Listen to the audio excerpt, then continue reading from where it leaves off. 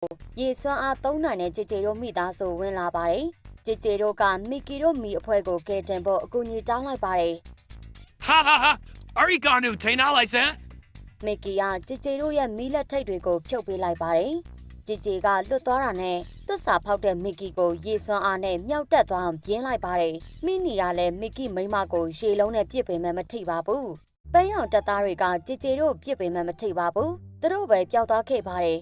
ငေါမပြုတ်ပါနဲ့ငါရှုံးပေးပါလေ ။ဒါပေမဲ့မရပါဘူး။ကြည်ကြည်ရဲ့သားနဲ့မီကီသမီးဟာရေလုံးမီးလုံးတွေနဲ့ဆော်ဖို့လုပ်ပေမဲ့ကြည်ကြည်ရဲ့သားကရံမလောက်တော့ပဲအနားကိုသွားပြီးတော့ချိုချင်းလေးပဲထုတ်ပေးလိုက်ပါတယ်ဟဲပါလေဟာငါယူရမှာလား ကြည်ကြည်ကတော့မီကီဆော်ရာကိုခံလိုက်ရပါတယ်မိနီလည်းတခါတည်းကိုအစောခံလိုက်ရပြန်ပါတယ်ကြည်ကြည်ရဲ့သားလည်းသူတို့မိဘတွေမှောက်နေတာကိုမြင်သွားခဲ့ပြီးပြန်ပြေးပါတော့တယ်လာသမီးတရားနေသွားရအောင်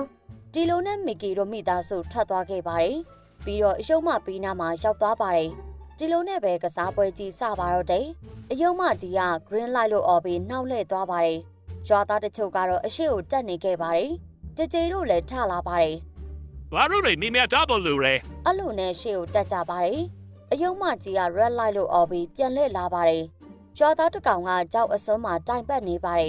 ်အယုံမကြီးကလည်းလှုပ်နေတဲ့သူတွေကိုလိုက်စစ်ပါတယ်ဒီလိုနဲ့လှုပ်နေတဲ့ရွာသားကိုမြင်ပြီးတက်ရမယ့်တာဂက်ဖြစ်တတ်မှတ်လိုက်ပါတယ်အဲ့ဒါနဲ့မီကီကသူ့ရဲ့မီးလုံးနဲ့ပစ်လိုက်ပါတယ်ရွာသားကတော့တခါတည်းထိပြီးပျောက်ကွယ်သွားပါတော့တယ်မီကီတို့မိသားစုကတော့ပလီယာတွေနဲ့ဆော့ရတာကိုပျော်နေခဲ့ကြပါတယ်အယုံမကြီးလည်းတစ်ဖက်ကိုပြန်လှည့်သွားခဲ့ပါတယ်ကြည်ကြည်ရဲ့သားကလမ်းခုန်ပေမဲ့အောက်ကိုပဲပြုတ်ကျသွားပါတယ်အဲ့ဒီအချိန်မှာပဲမီကီရဲ့သမီးကမီးအစွမ်းနဲ့ပြစ်ပြီးတော့ကဲတင်လိုက်ပါတယ်မိနီတို့လည်းသူတို့သားလေးဘာမှမဖြစ်တော့ဝမ်းသာသွားခဲ့ပါတယ်ဖရမန်ကတော့မသိသွားလို့စိတ်တူနေခဲ့တာကိုမြင်လိုက်ရပါတယ်အယုံမကြီးကပြန်ပြီးတော့လှည့်လာပြန်ပါတယ်ရွာသားတွေကရက်လိုက်ပေမဲ့ကြည်ကြည်ကတော့လှုပ်နေပါတယ်အယုံမကြီးစစ်တဲ့အချိန်မှာတော့ကြည်ကြည်လှုပ်ရှားနေတာကိုမြင်သွားခဲ့ပါတယ်မီကီတို့ကပြစ်ဖို့ချိန်လိုက်ကြပါတယ်ဖရမန်ကအောက်ကိုဆင်းလာပါတယ် အမေသူ့မပြုတ်ပါနဲ့နော်အမေ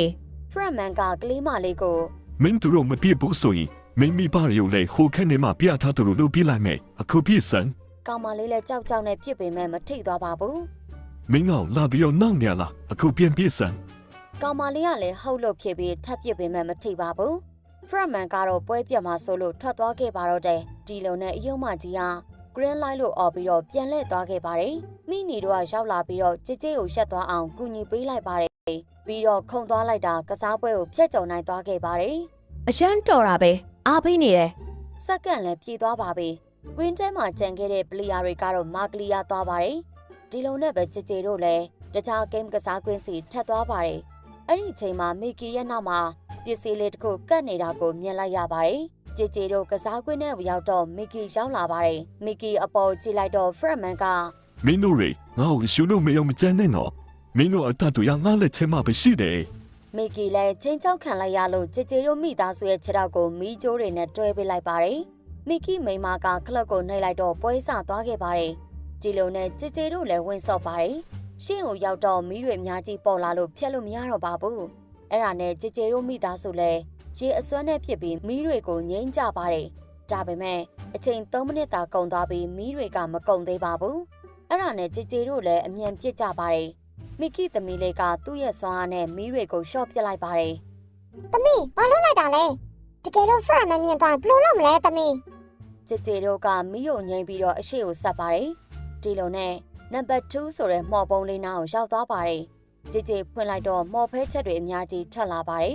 အဲ့ဒါနဲ့ကြည်ကြည်တို့လည်းရေစွမ်းအားတွေနဲ့အသက်ကုန်ပြည့်ကြပါတယ်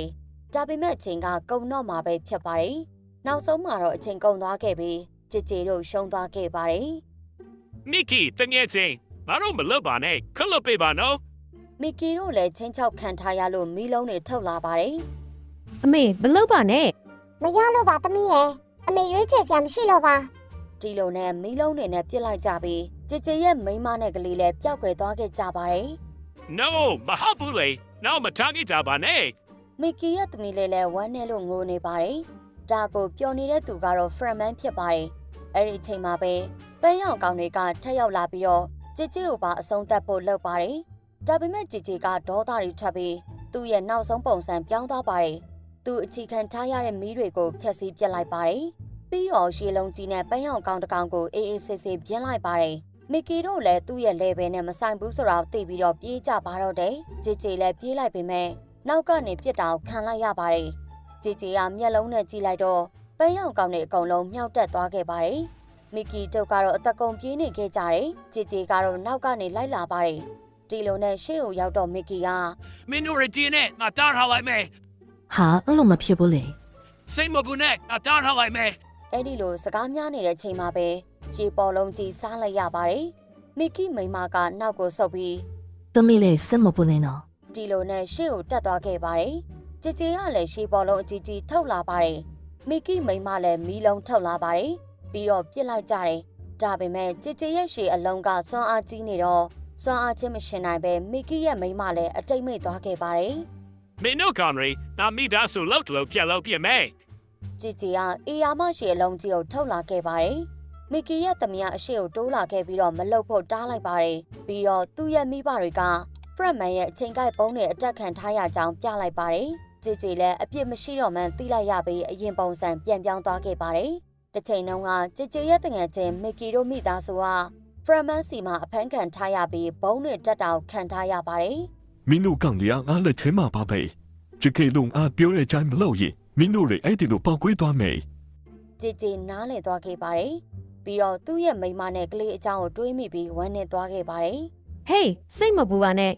သမီးသူတို့တွေဘယ်မှာလဲဆိုတာကိုသိတယ်သမီးနဲ့လိုက်ခဲ့နော် ။အဲ့လိုနဲ့အခန်းတစ်ခုထဲမှာမိနီတို့ကိုမြင်လိုက်ပါတယ်။တကယ်တော့မိနီတို့ကမသိသေးပါဘူး။ကြည်ကြည်လည်းဝမ်းသာသွားခဲ့တယ်။ဖရက်မန်ကတော့ကြည်ကြည်မသိသေးတာကိုမြင်ပြီးမီကီတို့ရဲ့ဘုံတွေကိုအသက်ဝင်အောင်လှုပ်ပစ်လိုက်ပါတယ်။မီကီတို့လည်းလန့်သွားခဲ့ပါတယ်။အဲ့ဒီအချိန်မှာပန်းရောင်ကောင်တွေရောက်လာပါတယ်။အဲ့ဒါနဲ့ကြည်ကြည်တို့ကပြင်းလိုက်ပြီးကြည်ကြည်ကလည်းပန်းရောင်ကောင်ဝတ်ဆောင်ဝတ်ပြီးအခန်းထဲဝင်သွားပါတယ်။ ဟျောင်းဒီညမင်းတို့နာပြီးတဲ့ပြက်လို့ရပြီ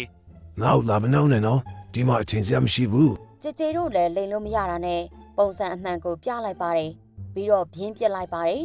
ဒီလိုနဲ့မိနီတို့လည်းလွတ်သွားပါတယ်မလွတ်သေးတာကတော့မီကီတို့ဖြစ်ပါတယ်အချိန်9မိနစ်နီးပါးပဲကြာပါတယ်ဒီလိုနဲ့ဖရက်မန်အခန်းထဲဝင်သွားတော့ပန်းရောင်ကောင်တွေအများကြီးရှိနေတာကိုတွေ့လိုက်ပါတယ်ကြည်ကြည်နဲ့မီကီတို့ကပြစ်လိုက်တဲ့မီးတွေကိုရှောင်ပြီးပြန်ပစ်ကြပါတယ်ဒါပေမဲ့အချိန်မကျန်တော့မိသားစုနှစ်ခုလုံးကသူတို့မိသားစုချင်းလက်ချင်းထပ်လိုက်ကြပါတယ်ပြီးတော့အကြီးဆုံးရေလုံးအကြီးဆုံးမီးလုံးတွေနဲ့ပြစ်ပြီးရှီသမျှဖရက်မန်နဲ့အတူပန်းရောင်ကောင်တွေကိုတခါတည်းပြင်းပစ်လိုက်ပါတယ်အဲ့ဒီအချိန်မှာ9စက္ကန့်ပဲပေါက်ကွဲဖို့လိုပါတယ်ကြည်ကြည်ကခလုတ်ကိုအမြန်ပြေးယူလိုက်ပြီးနှိပ်လိုက်တော့မိသားစုနှစ်ခုလုံးအသက်ရှင်သွားခဲ့ကြရင်ဇလန်းလေးကလည်းပြီးသွားခဲ့ပါတယ်ရှင်